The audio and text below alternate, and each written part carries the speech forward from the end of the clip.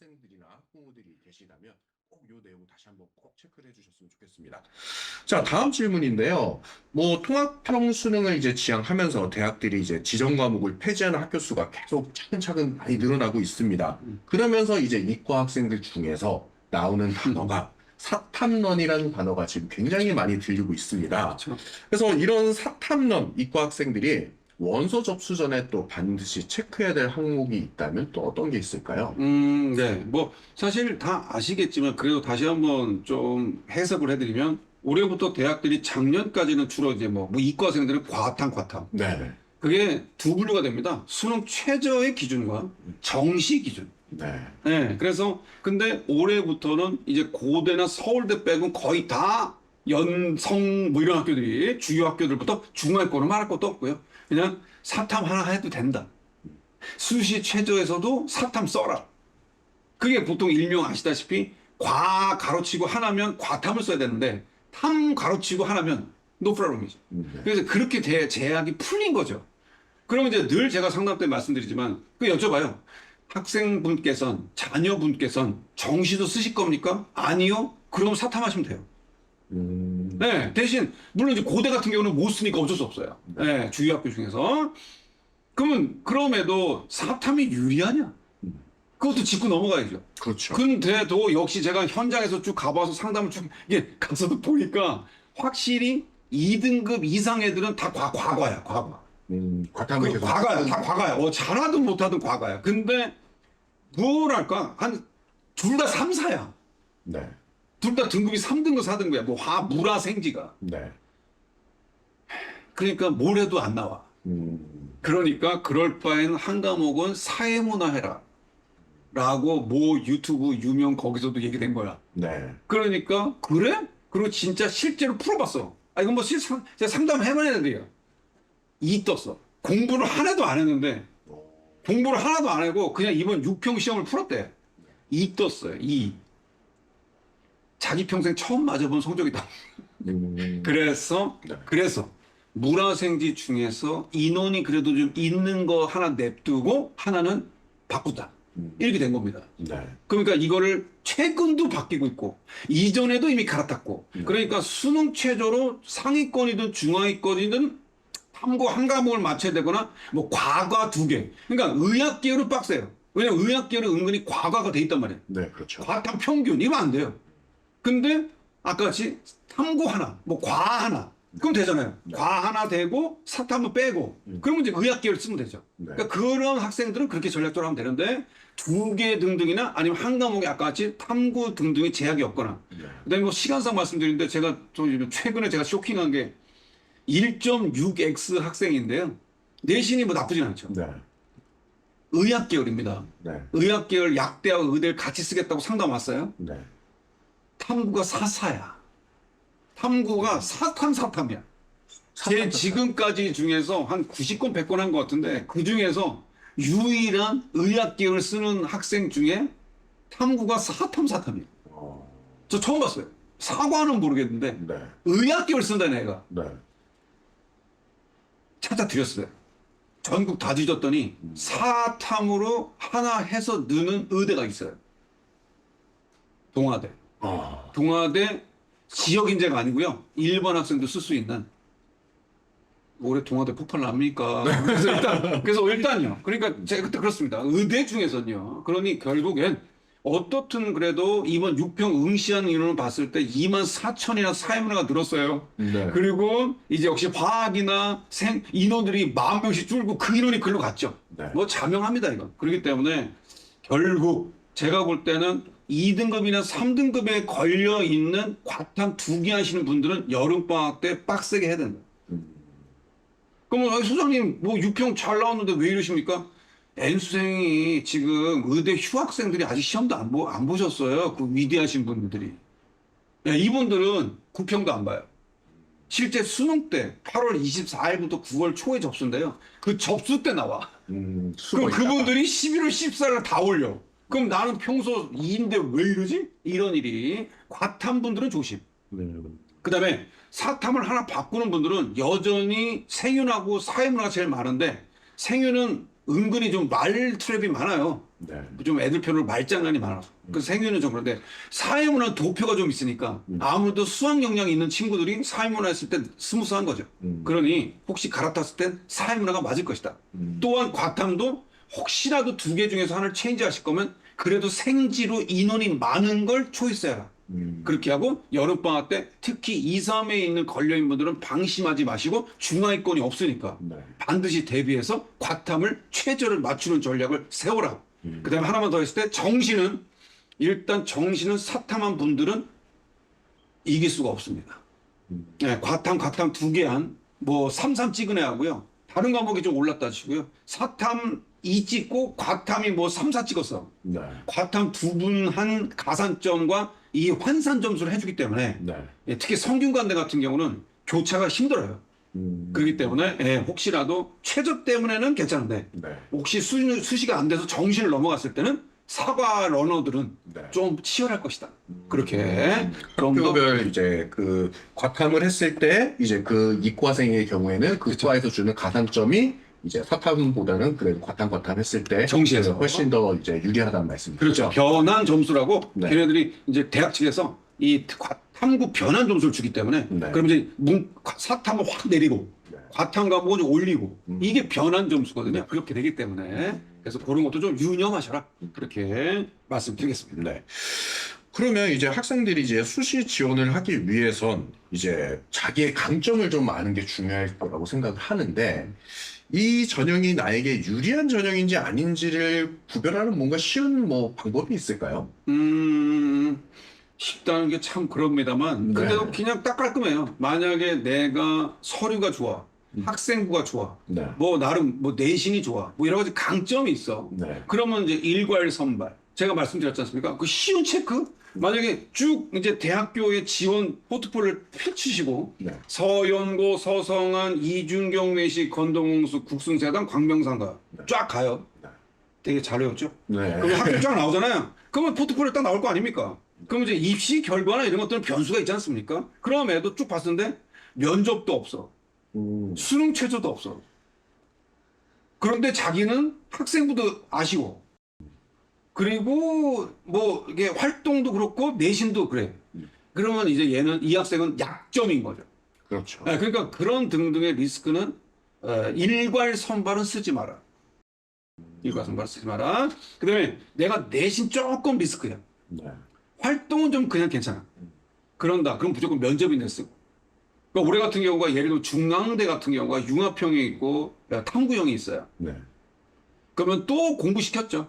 저희들도. 올해부터 융합형이 면접이 있고 탐구형이 면접이 없는데 올해부터 융합형이 면접이 없고 탐구형이 면접이 생겼어요. 좋겠네요. 그렇죠. 그냥 뭐 하여튼 잊을만 하면 그래요. 네.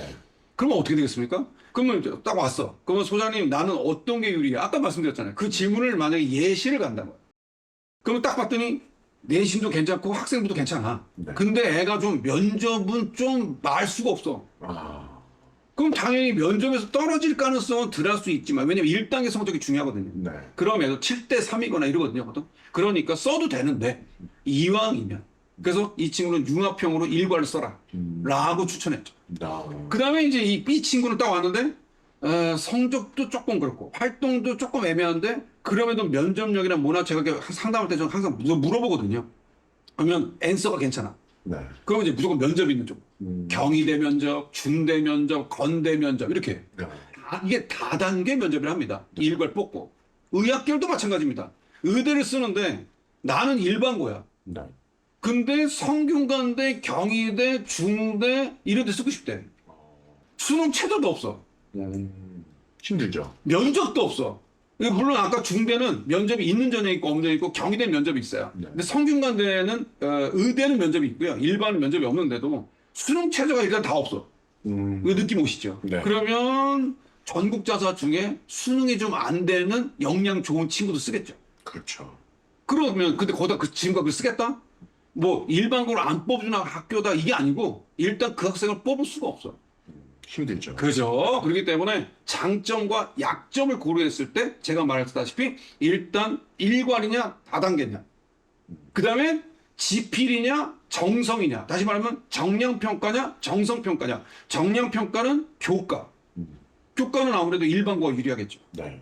정성평가는요, 일단 특목자사, 그 다음에 특수지역, 대구나 이렇게 뭐 대전 쪽에 학생부 잘 녹여주는 일반고 등등이 일단 정성평가가 좋겠죠. 네. 그러니까 이렇게 고려하셔서 자기가 강점은 추천 전형이나 교과, 네. 그 다음에 내가 학생부나 서류나 그 다음에 학교의 편차 등등을 봤을 때는 학종, 이런 식으로 해서 약점과 강점을 좀 포트폴리오를 짜서 일괄이냐 그 다음에 일괄이냐 다단계냐, 그 다음에 정성평가냐 정량평가냐, 네. 이렇게 해서 구분해서 자신의 포트폴리오를 좀 완성하시면 좋겠습니다.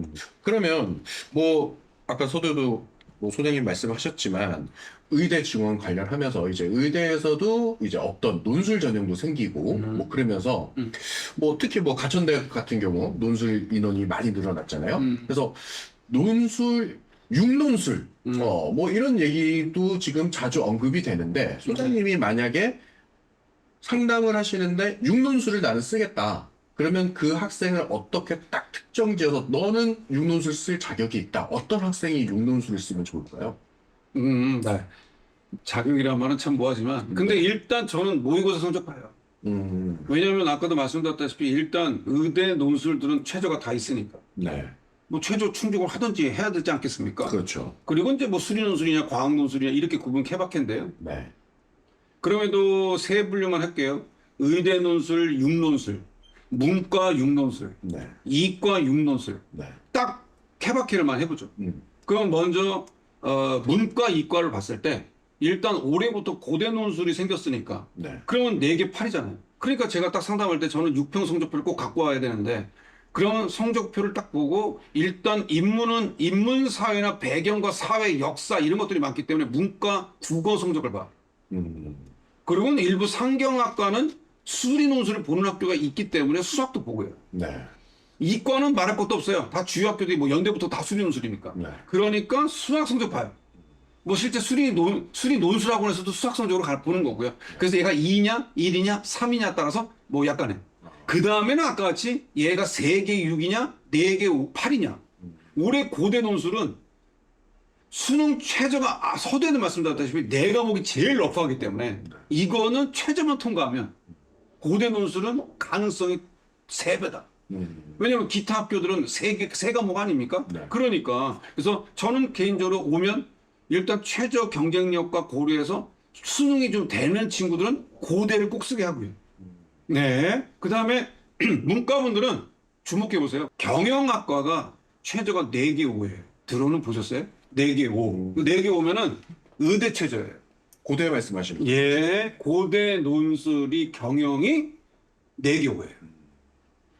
없어요. 제가 최근에 N수생분들도 이렇게 학원들을 해서도 만나는데 4개 5 빡세요. 문과. 많이 힘들죠. 네. 그래서 제가 개중에 이제 와서 조금 6평 대비 이후에 올릴 수 있는 분들은 고대 경영 써라. 자기 이름만 쓰고 와도 붙을 것이다.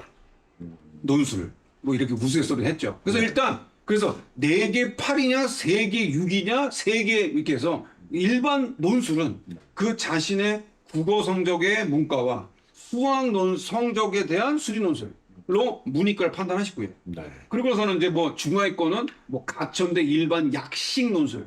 약식 논술은 뭐라고 표현할까요? 내신 감안된 그냥 예전 적성고사식이에요. 그냥 어떻게 보면 적성고사 이제 교육법 뽑지 말라고 했기 때문에 약간 가장한 페이크 전형이죠. 그래서 이게 논술 좀 못 보다 붙어요. 네. 그래서 이건 중하위권 친구들. 근데 의대 논술은 아까도 말씀드렸다시피 말할 것도 없죠. 성대, 뭐 경희대, 뭐 연대 미래, 그다음에 뭐 아주대, 그다음에 아까 말한 그 가천대, 네. 그다음에 부산대는 지역 인재만 뽑아요. 부산 사람들만. 그래서 어떻든요. 그러니까 역시 증원되면서 성균관대도 5명에서 10명 됐고요. 네. 가천대가 불을 비췄죠. 네. 그래서 40명 빵 네. 이렇게 된 거예요. 그래서 어떻든 그래서 일단 졸업생, 그다음에 자사고, 그다음에 여기 대치목동의 일반고 등등의 최저가 되고, 왜냐면 의대 최저는 일반 학과하고 다르지 않습니까? 네. 그렇기 때문에 가천대도 1등급 3과목이 필요합니다. 그러니까 이런 것들이 있기 때문에 또 중대 논술 같은 경우도 의대 논술은 최저가 4개로 아까 말한 극강이죠. 네. 그러니까 이런 것들이 있기 때문에 그러니까 최저 경쟁력 술이 거의 만점. 수학 성적 만점. 아, 그래도 의대 논술인데. 그렇죠. 이제 약대 논술까지 뭐라 안 그러겠어요. 근데 의대 논술을 쓰는데 경치, 경약은 논술이 다 있습니다. 근데 이 의대잖아요. 이건 N수생들하고 싸워야 되기 때문에 이건 거의 다 만들 생각하고 또 여담인데 이건 뭐 마지막에 또 얘기지만 제가 개중에 이제 자사특목에 그 영재과고 친구들이 조기 졸업해서 수능 준비한 다음에 다시 시험 봐서 저한테 연락 오는 경우가 있어요. 왜요? 수능 준비하는 거죠. 다시요. 자, 보십시오. 만약에 조기 졸업했어요. 이제 과학고 갔어. 근데 일단 붙었어. 과기원을 붙었거나 약대까지 뽑아줘요. 갔어요. 그더니 갔다고 연락이 왔어요. 근데 수능만 다시 준비하는 거예요. 정시로 가는 것도 있지만 최저하려고. 그리고 그 수학 머리로 그 다음 해에 의대 논술을 쓰는 거죠. 아. 왜? 보통 3개, 뭐 3개 4, 그 다음에 아까 말씀드린 4개, 5 이렇게 돼 있잖아요, 최저가. 그 최저를 맞추고, 예, 뭐, 경북대나, 그 다음에 기타 등등의 의학계열 논술을 쓰는 거죠. 아. 붙었다고 연락이 왔어요. 그 수학 역량이 있으니까. 그러니, 결국엔 이 방송 보실 때 그냥 N수생들 조심할 게 아니고요. 특목고 조심하셔야 돼요. 예, 특목고 조기 졸업한 친구들 얄밉죠? 그 친구들은 누울 자리 해놓고 수능만 하는 거니까.